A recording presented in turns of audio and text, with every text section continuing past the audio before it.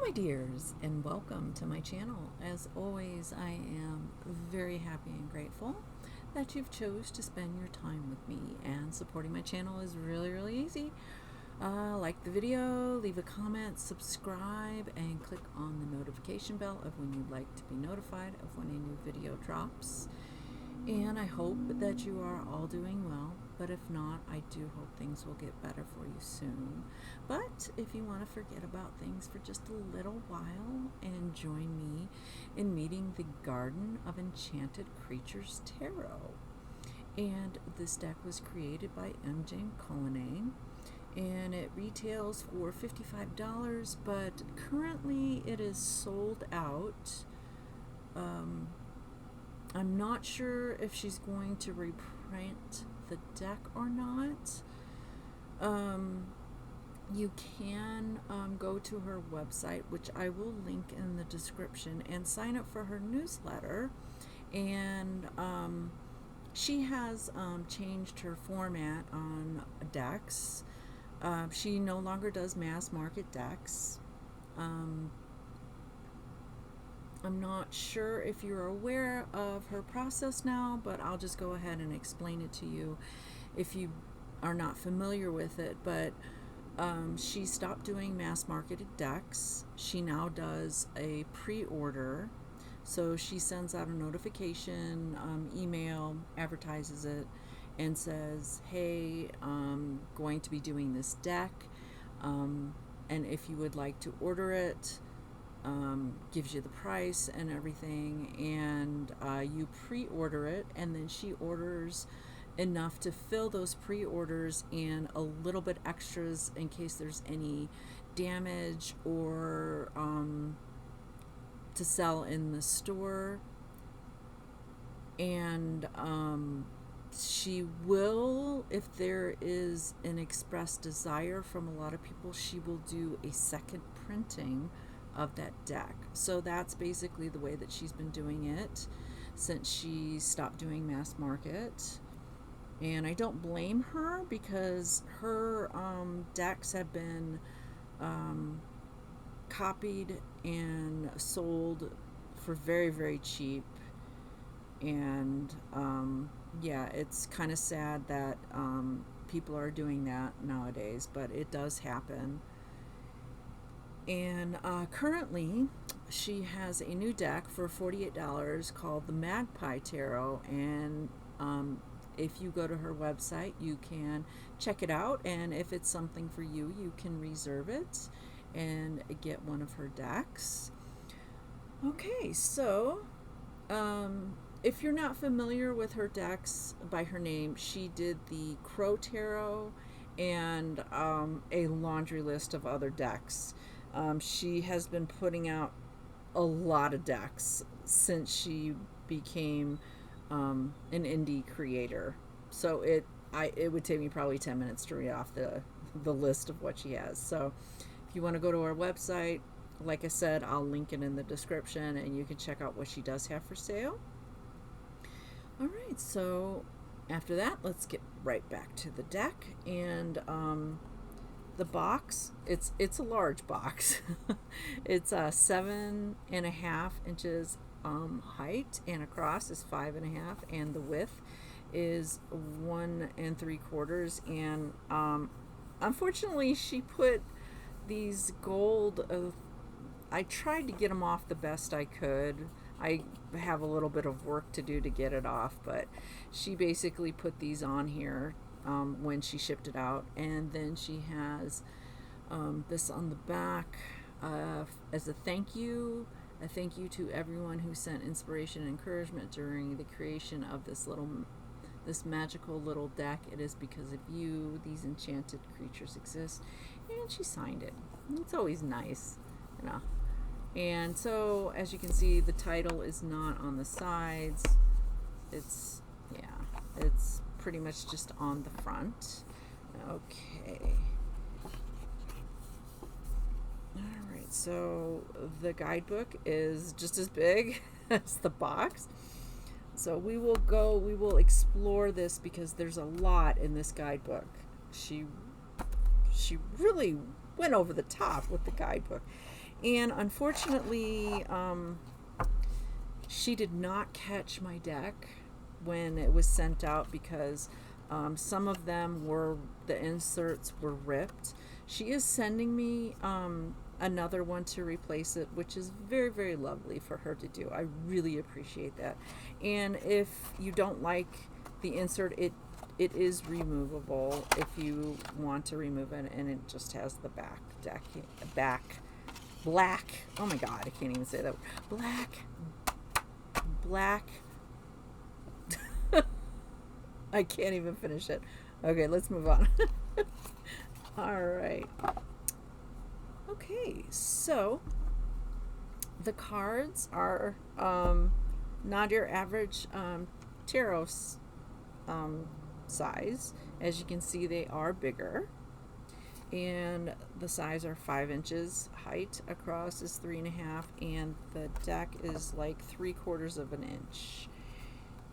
And for the cardstock, people who like to know what the cardstock is about, it's 330 GSM. And reversals will not be revealed. And one thing is, MJ does not do reversals. So unfortunately, in the guidebook, she does not put reversals in, which is kind of sad, because reversals, I feel, in my opinion, this is just my opinion, I feel that reversals are a good part of tarot. They're not all bad. They're just a part of it, you know. And some people don't like to read reversals. Some people do. It's just a personal choice, and it's all up to you. There's no right or wrong way. It's totally up to you. Okay. So, in my tarot videos, I do a side-by-side comparison with a Rider-Waite or Rider-Waite-Smith deck, and I've basically just been doing it with this deck. It's the Radiant Rider-Waite Tarot, and I like it because it's brighter than the regular tarot. And you can check this out at US Game Systems. They published it, or it might be on Amazon. Everything seems to be on Amazon. So you might be able to check it out and purchase it on Amazon if you so wish. Okay, so let me move this big box here. All right, so we'll do a side-by-side comparison. And let's go ahead and look at these cards. And the cards are the best way that I can describe the cards is it is just loads of symbolism, and it is a feast for the eyes. She's put so many details into the cards.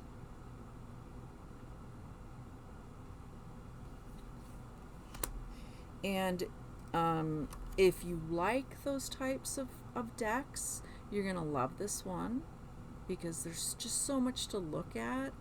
And I think it's going to be one of those decks where every time you use it, you're going to find something new to look, and something new to find a meaning in.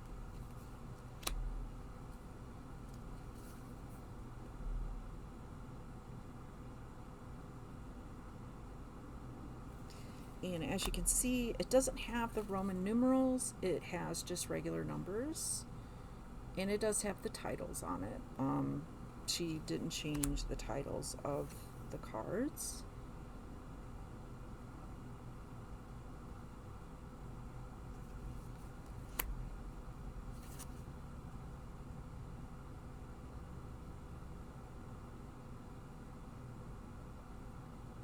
Yeah, if you are a fan of collage decks, that's what I like to call them, is collage decks, because they just have so many things in the deck.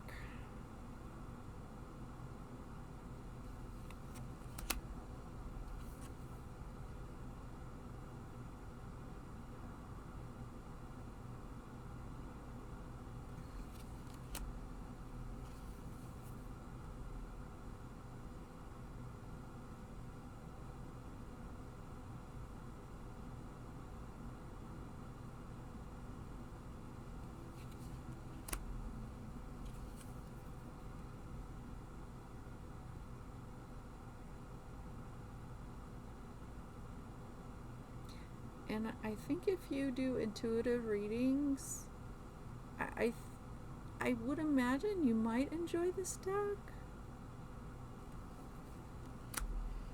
because it is a lot to say in the cards. If you don't read intuitive, the guidebook will be your friend.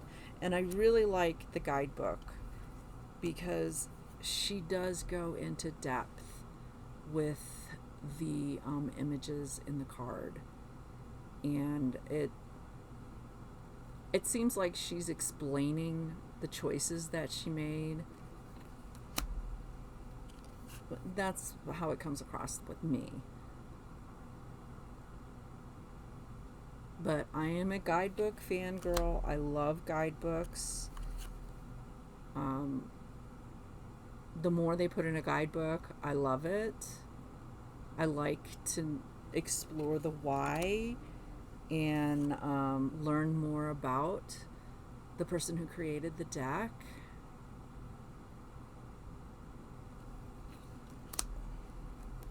But that's just me.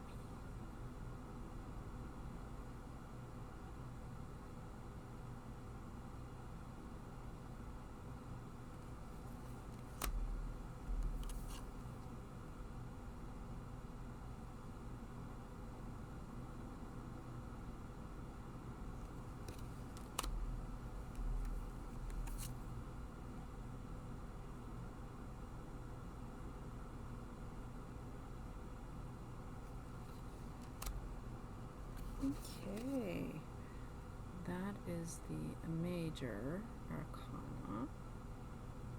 Okay.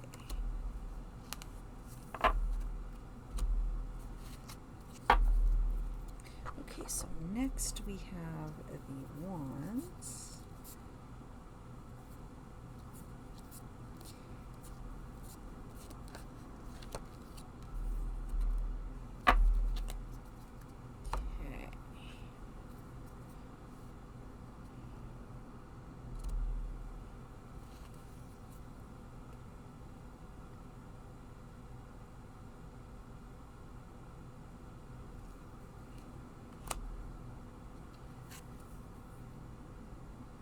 And as of the general symbolism, like wands, some type of wand being put into the suit, there are some.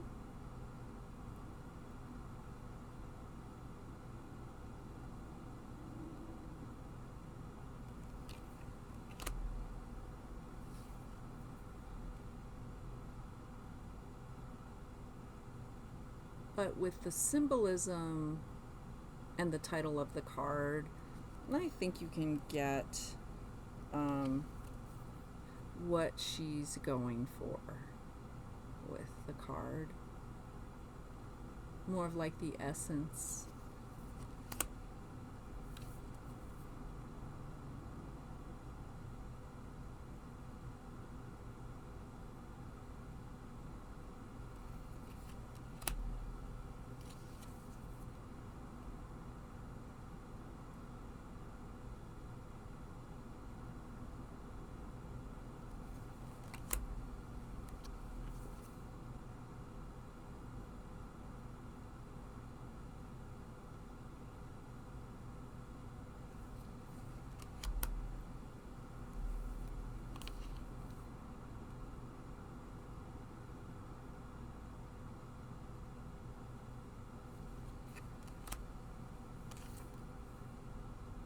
I feel so bad for the rabbit. Poor thing.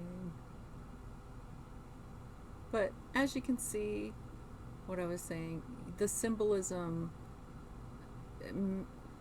describes the essence of the Ten of Wands.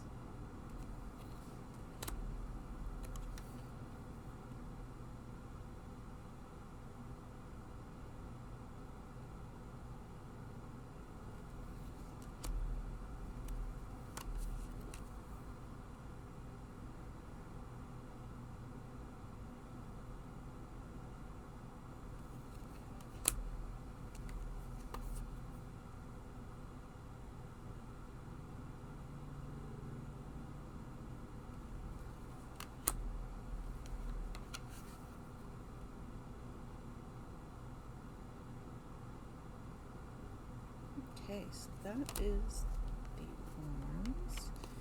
And the fox that is in the cards, I forgot to introduce you to him. And this is something that she sent with the package, and it is Carol, their resident fox. And this is where she lives. And there's another picture of Carol. So when you see the fox, that is Carol.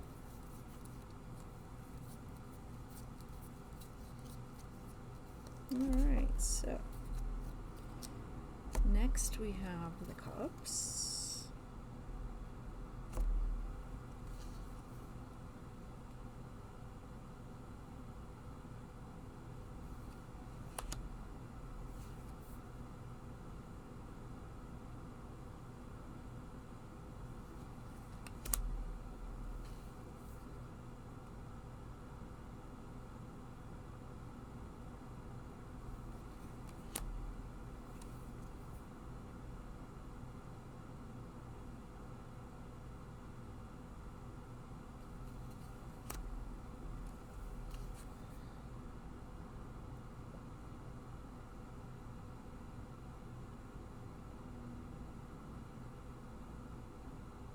And this is a sad one as well, because her babies are being taken away.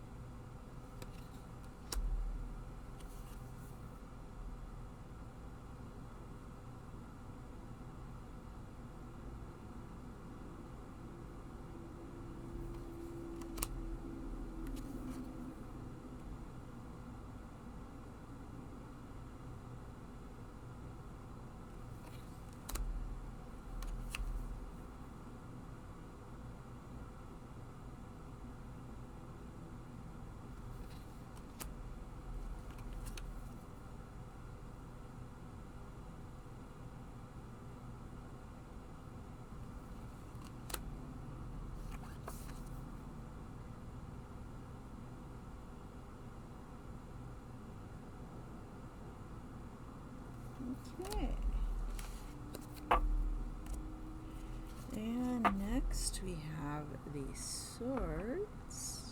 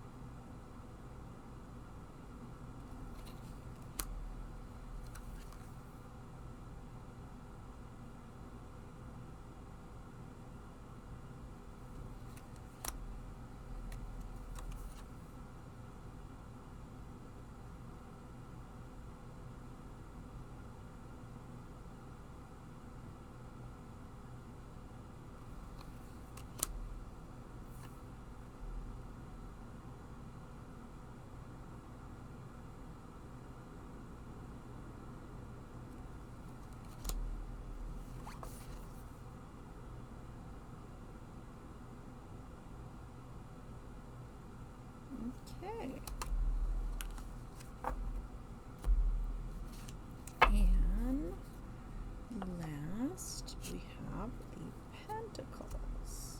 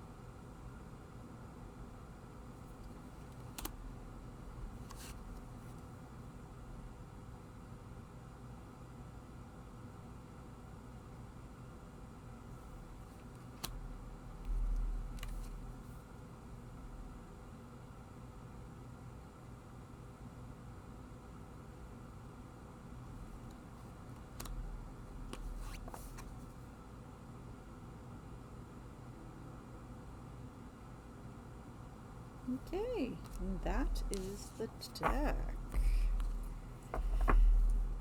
It is a pretty interesting one. Okay, so the cardstock is on the thin side. It was one of the things that I was kind of disappointed in. But I mean, it's not bad. It's not paper thin. It has a little bit more, and it is flexi-bendy, and it has a little glossiness. But I think these will be durable enough. They won't rip or anything like that. All right, so let's go ahead and check out this guidebook. I'm really excited about it. Okay, so this is a dedication page to people who contributed, and during her little I guess sales pitch for it, I guess you can call it that, she put in that if you supported, if you were an early supporter, you got your name under, she picked your name for one of the cards. And these are just all of the people that were selected and the card that they were assigned. So that was nice. And then we go into a welcome page, and she just goes into how she creates her deck, and then she talks about reversals here and how she does not read them. Okay, and then we go straight into the meanings. So we have a lot. We have the title of the card, some keywords, traditional meaning, and then she goes into symbolism. What I was talking about earlier is she goes into like explanations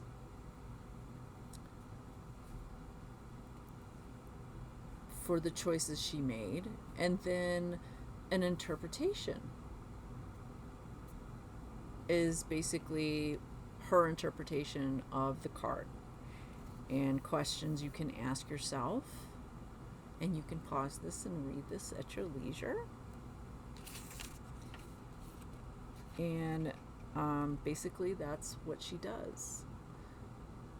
So if you're kind of curious as to why she chose what she chose in the card, it's explained in here. It'll tell you basically the symbolism and what it means.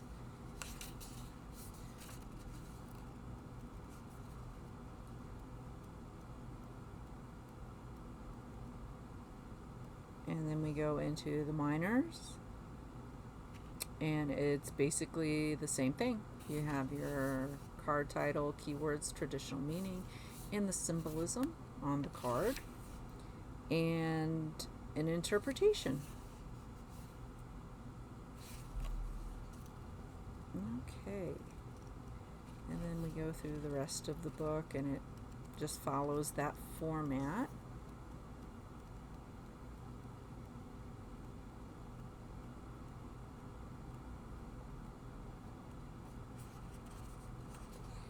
And then a thank you. And she doesn't do any spreads in this book at all. And then on the back, you have a picture of MJ and a little bit of blurb about her, and then little description about the deck. All right, so shuffling might prove to be difficult if you have small hands or physical limitations. Shuffling is, there's no right or wrong way to do shuffling. You can shuffle any way you want to. You can do the rifle shuffle, you can do the overhand shuffle, you can probably do a side shuffle with this deck, because it is very thin and flexi-bendy. Side shuffling is also a very good option for this deck. Or you can do cutting them into different piles and collecting them that way. You can do the fan them out on your table, or you can just like spread them all out and pick them that way. It's just however you feel comfortable in doing them. All right, so so many cards that want to pop out. If I get more than one card, I more than likely don't look at them if I can help it, because it's just too much. If it pops up again, then I will take it seriously. But sometimes it's, you're just adjusting to shuffling the deck, especially if it's a large deck. But it's basically a choice, I feel. If cards pop out, you have the right and the freedom to choose to read them or not. Okay. The Empress. Okay, so let's see what she says about the Empress.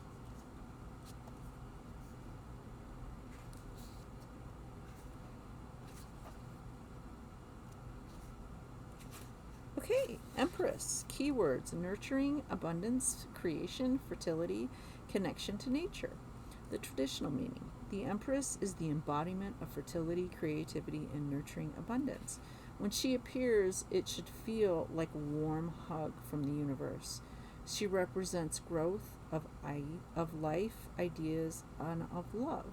This card encourages you to care for what you're cultivating, whether it be relationships, projects, or your own healing. Her energy is generous, connected to nature, and deeply intuitive. Okay. The symbolism. All right, so I'm just going to go through the different symbolism on the card and point it out and read about it, if you guys don't mind. All right, so Mother Rabbit, wearing a purple dress. The rabbit symbolizes fertility, intuition, and cyclical renewal.